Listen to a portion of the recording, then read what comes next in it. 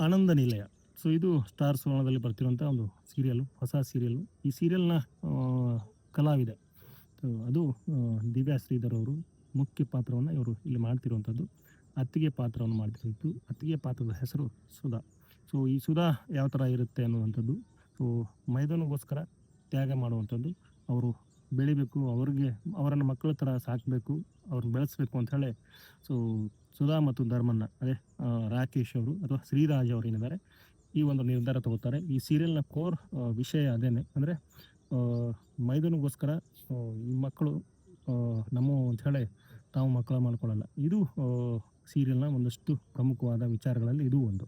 So ಈ ಒಂದು ವಿಚಾರಕ್ಕೆ ಸಂಬಂಧಪಟ್ಟಂಗೆ ಇವರ ಸಂದರ್ಶನ ಮಾಡಿದಾಗ ಸಿಕ್ಕಂಥ ಮಾಹಿತಿ ಏನಂತಂದರೆ, ಜೀವನದಲ್ಲಿ ಈ ಥರದ ಅತ್ತಿಗೆಯಂದಿರು ಅಂದರೆ ತ್ಯಾಗಮಯಿ ಅತ್ತಿಗೆಯಂದಿರು ಇರ್ತಾರೆ.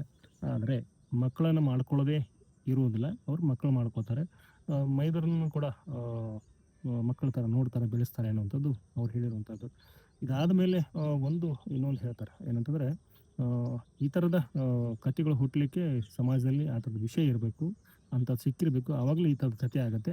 ಆದರೆ ಪ್ರಾಕ್ಟಿಕಲ್ಲಾಗಿ ತಮ್ಮ ಸರ್ಕಲಲ್ಲಿ ಈ ಥರದ ಅತ್ತಿಗೆಯಂದಿರನ್ನ ನಾನು ನೋಡಿಲ್ಲ ಅಂತೇಳಿ ಅವ್ರು ಹೇಳ್ತಾರೆ. ಸೊ ಇದು ಸತ್ಯನೇ.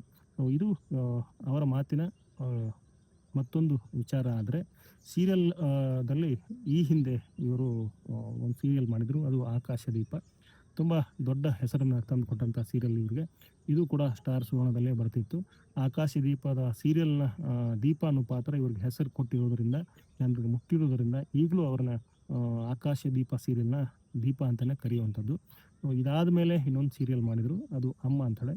ಸೊ ಅಮ್ಮ ಸೀರಿಯಲಲ್ಲಿ ಇವರು ಶಾಲಿನಿ ಅನ್ನುವಂಥ ಒಂದು ರೋಲ್ ಮಾಡಿದರು. ಇದು ಈ ಹಿಂದಿನ ಆಕಾಶದೀಪದಷ್ಟು ಹೆಸರು ಕೊಡದೇ ಇದ್ರೂ ಕೂಡ 1.5 ವರ್ಷ ಪ್ರಸಾರ ಆಯಿತು. ಸೊ ಈಗ 13 ವರ್ಷ ಆದಮೇಲೆ ವಾಪಸ್ ಕನ್ನಡಕ್ಕೆ ಬಂದಿದ್ದಾರೆ. ಅದೇ ಚಾನಲ್‌ನಲ್ಲಿ ಬರ್ತಿರುವಂಥ ಆನಂದ ನಿಲಯ ಸೀರಿಯಲ್ ಮೂಲಕ ಇವರು ಬರ್ತಿರುವಂಥದ್ದು. ಅಂದರೆ ಬಂದಾಗಿದೆ. ಸೊ ಸೀರಿಯಲ್ ಬರ್ತಾ ಇದೆ. ಪ್ರತಿದಿನ ರಾತ್ರಿ 7 ಗಂಟೆಗೆ ಇದು ಪ್ರಸಾರ ಆಗ್ತಿದೆ. ಮೊನ್ನೆ ಆಗಸ್ಟ್ 10ನೇ ತಾರೀಕಿಂದ ಈ ಸೀರಿಯಲ್ ಪ್ರಸಾರ ಆಗ್ತಿದೆ. ಸೊ ಇದಕ್ಕೆ ಸಂಬಂಧಪಟ್ಟಂಗೆ ಸದ್ಯಕ್ಕಿಷ್ಟು. ಮತ್ತಷ್ಟು ಇನ್ನಷ್ಟು ಇರುತ್ತೆ ಬೇರೆ ಬೇರೆ ವಿಚಾರ.